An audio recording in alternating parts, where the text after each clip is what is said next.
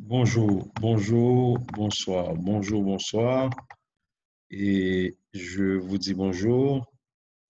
C'est euh, le cours d'aujourd'hui, vraiment, je vais vous montrer, je vais essayer de voir avec vous comment s'entourer de gens compétents.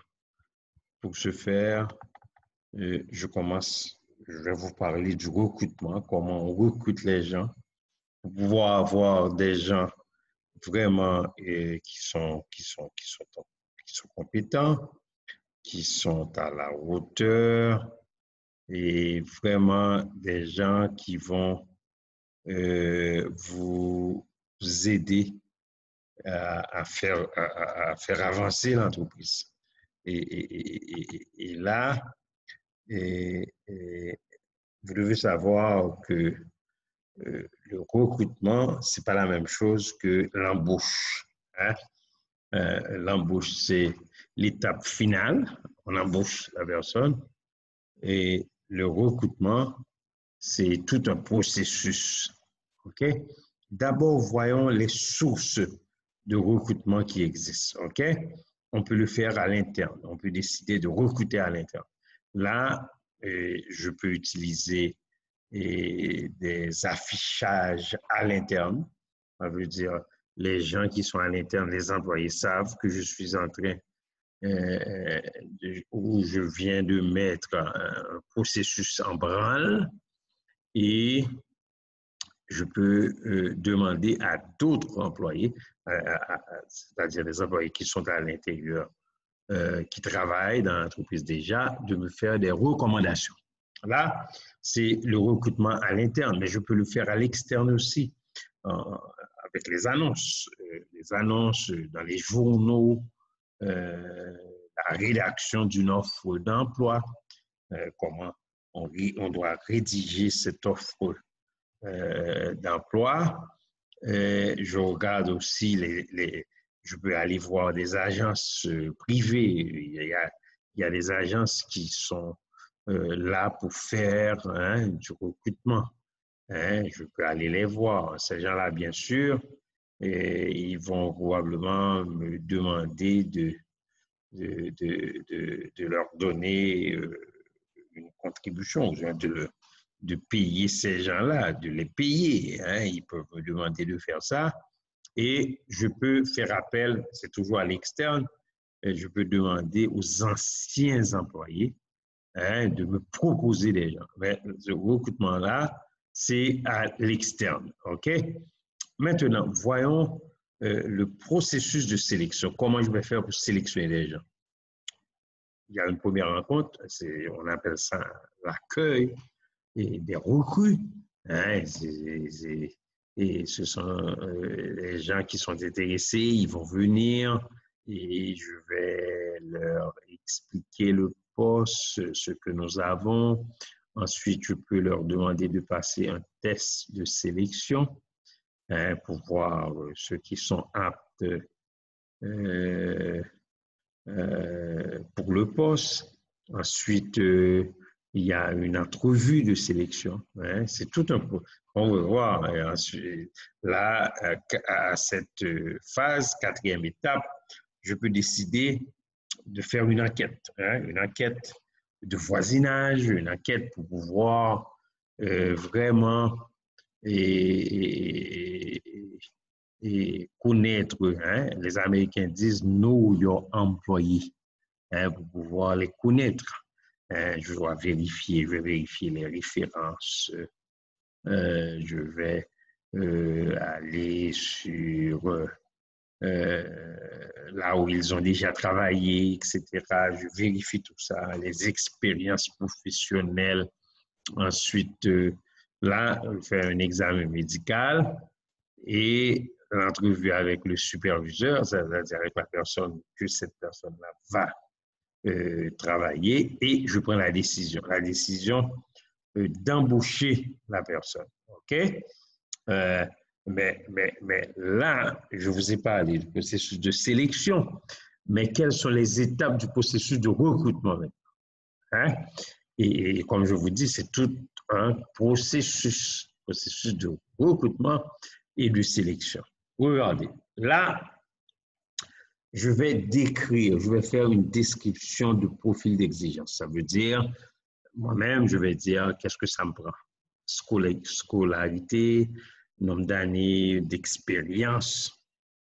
Et ça, c'est vraiment quelque chose qui est préalable à toute sélection, parce que et je dois savoir ce que je recherche. Hein, et ensuite, je peux faire le recrutement, comme vous pouvez voir, dans la partie de sélection, le recrutement à l'interne ou à l'externe, et la présélection. Présélection, j'ai le formulaire de demande d'emploi, curriculum vitae, vérification de référence, tests, des tests psychométriques ou tests de détecteur de mensonges que nous appelons des tests polygraphiques, de polygraphie ou tests polygraphiques. Ensuite, l'entrevue de sélection. Hein, on fait une entrevue et avec la personne qui est le recruteur et la décision finale. Hein, 5, la décision finale. Et la sixième étape, c'est le programme d'accueil, d'orientation et d'intégration du nouvel employé. Vous voyez ici, c'est un programme accueil, orientation, intégration du nouvel employé. OK? Maintenant, comment on fait pour mesurer l'efficacité du recrutement? C'est-à-dire pour voir ce qu'on a fait, est-ce que c'était la bonne chose? Est-ce qu'on a utilisé, ou en d'autres termes, est-ce qu'on avait ou est-ce qu'on a eu, hein, je serais bien de dire ça, le résultat escompté, ou du moins ce qu'on voulait avoir, est-ce qu'on l'a réellement eu? C'est ça lorsqu'on va mesurer. Regardez. Et normalement, les étapes du recrutement devraient nous permettre d'éviter de faire des erreurs parce qu'on nous dit qu'en Europe, un bon processus peut coûter jusqu'à 100 000 euros. Hein? Et surtout, il y a toujours une part de risque, c'est-à-dire je peux embaucher quelqu'un et puis cette personne-là n'était pas la bonne personne. Hein? Mais il y a les indicateurs qu'on regarde. Je regarde le degré d'attractivité, par exemple. OK? Dis-je bien attractivité. Le degré d'attractivité. Maintenant, je prends le nombre de candidatures reçues sur le nombre de postes à pourvoir. Là, je peux utiliser un autre indicateur qui est le degré de sélectivité. Nombre de personnes reçues, nombre total de candidatures. Ça veut dire, si j'ai reçu 20 personnes et j'avais 40 candidats, c'est 20 sur 40, hein, 20 sur 40, c'est environ c'est un demi. OK? Et là, je peux regarder encore le nombre ou le pourcentage de personnes qui refusent une proposition d'emploi. Parce qu'il y a des gens qui peuvent refuser. Hein? Ce n'est pas parce que les gens cherchent qu'ils ne peuvent pas refuser. Il faut regarder ça. Ça, c'est un élément lorsqu'on veut vérifier l'efficacité du recrutement. OK? Je continue et je regarde la performance au travail au cours des 2 premières années, des 2 premières années, au cours de l'année en cours. OK? Et par comparaison aux prévisions. OK? Et le nombre de départs en période d'essai, il y a des gens qui vont nous quitter en période d'essai. OK? Le nombre de départs au cours des 2 premières années. Hein? Je dois regarder tout ça. Et là, il y a des nouvelles pratiques de recrutement, ce qu'on appelle le e-recruiting. les nouvelles pratiques. Maintenant, avec les nouvelles technologies de l'information, ça nous permet d'aller offrir nos offres d'emploi à des gens qui ne sont même pas dans notre pays. Au niveau, on peut le faire au niveau national, au niveau international. J'utilise les nouvelles technologies de l'information. Et maintenant, je dois vous dire que l'Internet se place en troisième position. Il y a des pays où ça se place en deuxième position. Okay? Des outils qu'on utilise dans le recrutement. D'accord? Et on utilise des sites d'emploi. En Haïti, il y a JobBoard, il y a JobPow, il y a Job 509, il y a ça en Haïti. Les gens peuvent postuler online. OK? Et c'est cette nouvelle pratique de recrutement et a changé complètement le monde du recrutement parce que maintenant, on utilise les nouvelles technologies de l'information et ça se fait et ça a influencé le recrutement principalement dans deux domaines. D'abord, les techniques de recherche. Avec Google, je peux faire mes recherches sur le net, les techniques de sélection des candidats. Hein, ce sont deux étapes du processus que je peux utiliser les nouvelles technologies de l'information pour nous permettre d'arriver au but. OK? Donc, il y a les techniques de recherche et les techniques de sélection des candidats. OK? Et, donc, l'Internet est devenu, ou le e-recruiting est devenu vraiment incontournable pour les deux, les entreprises et les candidats. D'accord? Ça va pour tout le monde? Yes. Je continue, parce que c'est le cours, c'est deux parties. Maintenant, je vais parler de la formation. OK? Et on dit qu'il y a une relation étroite entre les gens qui sont formés et le rendement. Ça veut dire, si je sais ce qu'il faut faire et je sais comment le faire, hein, donc je peux avoir de bons résultats. Le pourquoi devient moins compliqué. Donc, je peux avoir vraiment de bons résultats parce que je sais ce qu'il faut faire et je sais comment faire. OK? Donc, les principaux programmes de formation, accueil et orientation. Je veux familiariser le nouvel employé avec l'organisation, c'est-à-dire sa raison d'être, ses objectifs, sa culture, les normes, les valeurs, les politiques, les structures. Hein? Et généralement, trois sujets sont traités dans cette première étape. Il y a d'abord l'organisation. On fait une sorte d'historicité de l'organisation. On essaie d'expliquer comment cette organisation-là a vu le jour, les produits, les services offerts. Je regarde également l'organigramme, c'est-à-dire la structure, le service et le type du poste de l'employé, la période d'essai. En Haïti, habituellement, c'est 3 mois. Je regarde les politiques, les règlements de l'organisation, les politiques disciplinaires et les sanctions. Et généralement, il y a cette première partie ou ce premier sujet qu'on traite. Et ensuite, je regarde le manuel des employés, les règles de santé et de sécurité. Deuxièmement, il faut voir avec l'employé les avantages sociaux. Okay? On appelle les avantages des salariés. Et regardez, il faut parler du salaire, hein, ou en d'autres termes, l'échelle de salaire, les jours fériés, les congés, les vacances, je regarde les pauses café, il faut tout expliquer, les programmes de formation, s'il y a des programmes d'aide aux employés, il faut tout mentionner, tout ce qu'on a comme régime d'assurance, retraite, assurance collective, autres services, il faut que l'employé soit au courant de ses avantages. OK? Et ensuite, il y a les présentations. Ça fait partie de la formation.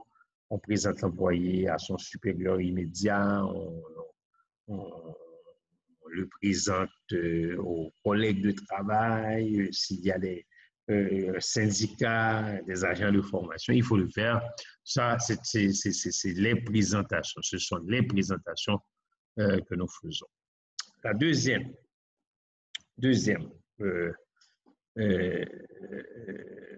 type ou deuxième type de formation, c'est la période d'apprentissage ou on appelle cette période d'intégration au poste de travail. Donc, on est en train de préparer l'employé à cette nouvelle fonction. Et là, on utilise des méthodes qui sont axées sur l'apprentissage des savoir-faire. Il y a le savoir-faire, il y a les savoir-faire, il y a les savoir-être aussi. Il y a le savoir-faire et le savoir-être. Et ce sont des méthodes qui sont reliées aux habiletés techniques parce que c'est l'apprentissage des savoir-faire. Il y a la période d'intégration au poste. Je forme les employés pendant qu'ils accomplissent le travail. C'est une période d'entraînement et on peut utiliser le coaching. Là, on accompagne l'employé. L'employé apprend son travail avec un autre employé d'expérience. Là, on est en train de socialiser. C'est important, l'employé. On est en train de socialiser l'employé à cette nouvelle tâche. OK?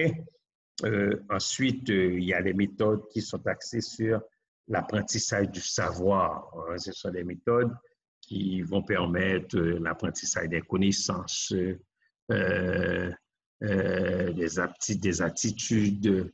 Il ne suffit pas avoir des aptitudes, il y a des attitudes aussi. Donc, on peut faire des cours magistraux, on peut faire des discussions de groupe, on peut même utiliser l'étude de cas. OK? Et troisième type de formation, c'est perfectionnement. Là, l'employé, on veut transmettre, on veut actualiser les connaissances parce que vous savez, la connaissance évolue. C'est un processus très dynamique et on veut essayer de permettre à l'employé de se préparer au changement. Maintenant, je peux faire ça, je peux diffuser le programme de formation, je peux utiliser des supports techniques visuels, des vidéos, des cassettes audio, etc. OK? Et là c'est un programme qui est beaucoup plus compliqué parce que ça, c'est le développement organisationnel. Ce qu'on essaie de faire, on veut modifier la culture et la philosophie de l'organisation. C'est pas facile de modifier une culture. C'est pas facile de modifier une philosophie. Donc, ça prend vraiment du temps. On veut modifier l'environnement. C'est une stratégie très complexe parce qu'on essaie de changer les croyances, on essaie de changer les valeurs, on essaie de changer les attitudes, on essaie de changer la culture. Okay? On essaie de favoriser l'adaptation, des fois, au nouveau marché, aux nouvelles technologies, aux nouveaux défis. Ça, c'est plus difficile, contrairement aux autres méthodes que nous avons vues. Le développement organisationnel s'intéresse à l'organisation dans son ensemble, parce qu'on veut apporter un changement. Là, c'est un processus de changement qui doit être planifié. Parce que c'est plus dur de faire ça. C'est pas juste donner une formation comme ça. On essaie de changer même la culture de l'employé, ce qui est vraiment difficile à faire. Comment on peut évaluer l'efficacité de la formation? On essaie de répondre à deux questions. D'abord, la formation a-t-elle permis d'atteindre les objectifs planifiés? Deuxièmement, la formation a-t-elle été rentable? Ça veut dire, j'ai embauché des gens qui vont permettre à l'entreprise de faire quoi? Des profits. OK? Maintenant, parlons du rendement. Il faut évaluer l'employé. Évaluation du rendement. L'employé, on lui donne une formation, on l'embauche, et on lui donne une formation, on doit l'évaluer. Ça, ce qu'on fait, on essaie de porter un jugement sur la contribution spécifique de l'employé. Il s'agit de mesurer, d'évaluer et de juger les résultats, juger les comportements. OK? Donc, on peut le faire à travers la mesure. Ça, c'est très direct. Hein? On note la différence entre les résultats réels et les résultats souhaités. Par exemple, un caissier, vous devez faire 150 transactions.